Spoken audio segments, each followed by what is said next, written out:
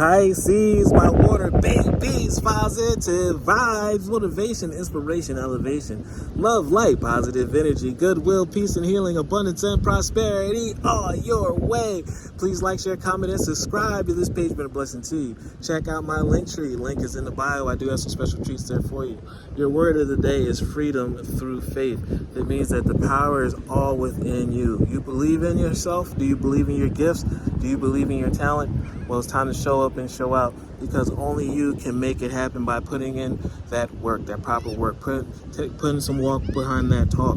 I calm my thoughts and I rise above all fear, and I free myself in all doubt by entrusting my doubts to God.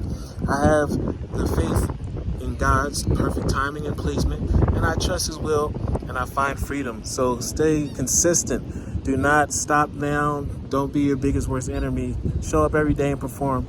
And the right time to elevate, when Spirit finds the right time, it will be your time, and it will be soon. Love one another. Be kind to one another. Love yourself. I love you too. Remember, don't stop.